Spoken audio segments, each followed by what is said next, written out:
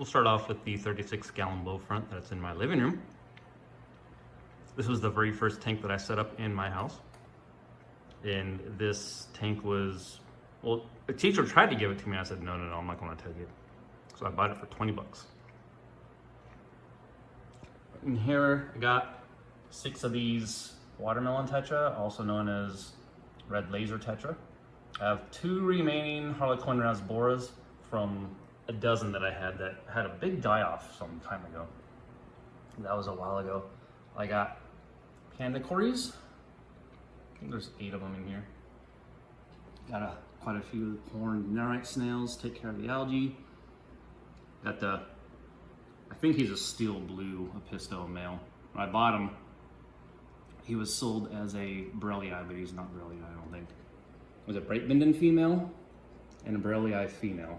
They all seem to get along to an extent. I was hoping that she would breed with the male that was in here, but when I realized it's not a Borellii, forget it. There's some coolie loaches who like to hang out in the shadows. And I do have 1 female flagfish in here too. Probably going to bring a second one in. And as far as the plants go, nothing's really changed a whole lot. Oh wait, no, I do have water Sprite. I put some water Sprite in there and I took out the Ludwigia because it just wasn't doing as well. Kabamba over on the left, we got probably some Hygrophila. Oh yeah, I forgot, I bought some Brazilian pennywort, so that's when I go in the back. That's this, oh yeah, this Nubius was sold to me as a Nana, Nubius Nana, but these leaves, that leaf is maybe about, well, not quite the size of my hand, but I don't think it's a Nana. And this would be, this would be the 2 20-gallon tanks I have in my quote-unquote fish room. On the left, I finally did break down what was here and started something else. A lot of the plants in here didn't really make it. Anything that has a red stem just dies off me. I think there was like a Scarlet Temple and something else. I think that was S. repens. It's doing fine. Purple Kabamba. I got something up there I'm going to plant. I don't remember what it was called. And as far as fish, I have some rosy barbs. These guys love to beg. They're really cute guys. And over on this side, I have 2 Pistogramma Cacatoides females and 1 male. That's Spike, calm Spike. If he will flex, you'll see he has on his dorsal fin. Yeah, see how tall that thing gets? He's not even fully grown yet either.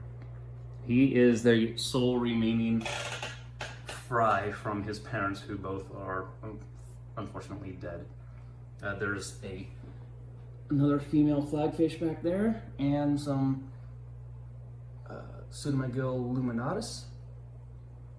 Hoping that they'll breed in that thing, but I haven't seen anything yet. And then whatever that mystery plant is that's in the 36 bow front. Got some hornwort in here, and dwarf sedge with a couple crypts in the back. Oh, and redwood flares. So this is my indoor tub. The releasing of the dwarf chain loaches video didn't come out very well. But this is the tub right here. It's very basic. I think it said it was 40 gallon. Plenty of room for those 8 loaches. That's all the fish that are in there. Plenty of snails. But you can see there's some plants floating. Most of the plants in here are hornwort.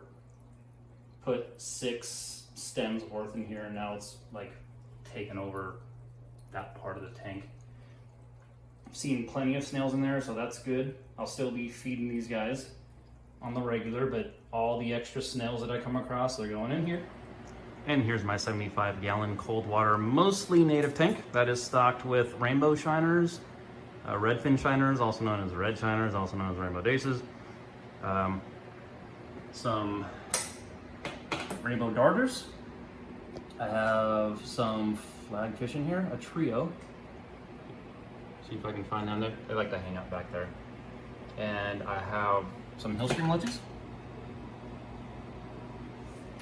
And there is a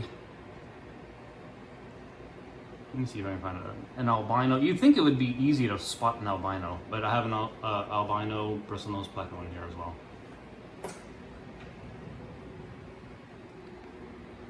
And a bunch of ram's horns. Not a whole lot has changed on this. Still got dwarf sage carpets coming in pretty well. Have I put anything else in? No.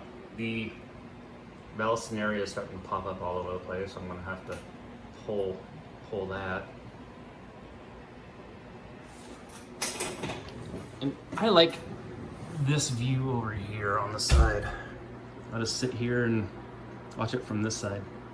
Watch all the fish come swim up into the bubbles and beg.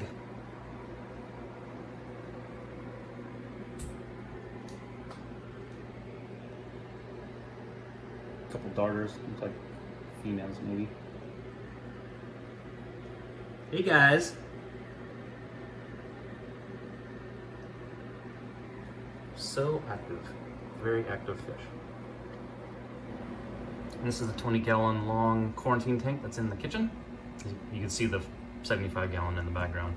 In here I have 6 Pseudomagil friccata that I got from Aquahunda not too long ago.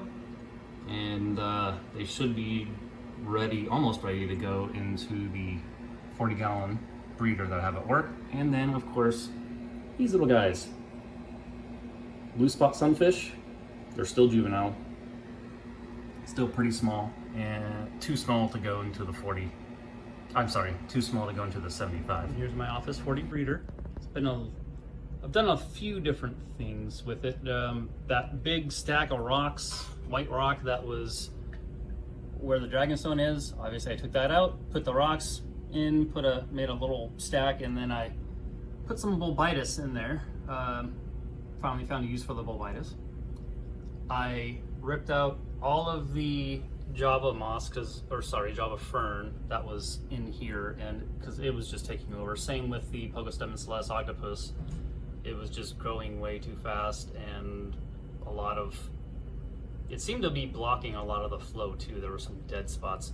I also added this power head from Aquarium Co-op, so now I have the water blowing from left to right over, and then I have that internal sea tray which blows kind of frontward. So trying to get every single part of this tank aflow, and yeah, and then I still do have that CO2 tank over here, which is doing great. As far as stocking's concerned, I believe there hasn't been any change besides the plants. Yeah, that's it, just the plants. And Jeff is being better. He was terrorizing the whole front of the aquarium, but as you can see, he's not here. He's found another spot back here, and he chases things away from there, but I don't care. Not a whole lot goes back there. So we're cool there. And this is my Office 20 long. Not a whole lot's changed in here either. Still stocked with the Pseudomagil gertrudae, Lyretail Achilles. There's this Scarlet Vadis in there somewhere. And the clown pleco, who likes to hide out down there. Let's see if we can you see him. Oh yeah, hey shrimp. I got some shrimp in there. Which one is this? Is this a mono? No, that's, I think, the short nose algae eating shrimp. Cute little bugger. I did put a few more crypt flamingos in here. And back there, the tiger lotus is starting to leaf again. Everything died back, but now it's starting to look a little better. It's a little dark in here. The red root floaters, just every week I have to take out about a good 1/3. And here's the nursery, 10-gallon. Still have quite a few Bolivian ram teenagers in here. They, I don't know why you're begging, because you just got fed a whole bunch of baby brine shrimp probably an hour ago. You'll get fed again, don't worry. I feed these guys 3 times a day. They get brine shrimp in the morning, in the afternoons they get easy fry food from Aquarium Co-op, it's right over there. And then in the afternoon I used to give them microworms, but that whole culture I had just stopped, just crashed. So they'll probably be getting some kind of flake. I have curl flake extreme. Hopefully there might be some very small pseudomygil fry inside the clump of guppy grass. So you can see when I put that guppy grass in, it was probably about the size of a golf ball, and now it's probably about the size of a bowling ball. And there's actually Java moss in there too.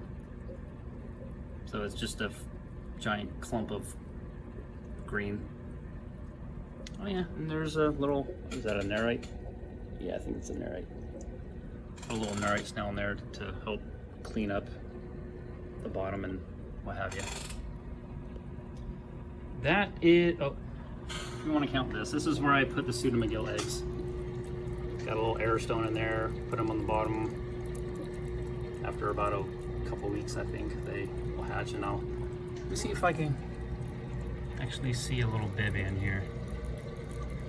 If I see a baby, I scoop it up in a turkey baster and put it in there and just pray that it stays in there. Whoa, almost. That was embarrassing. Yeah, I put it in there and hope it survives. I don't really have anywhere else I can put it. All right, that is everything that I have right now. Hope you enjoyed it.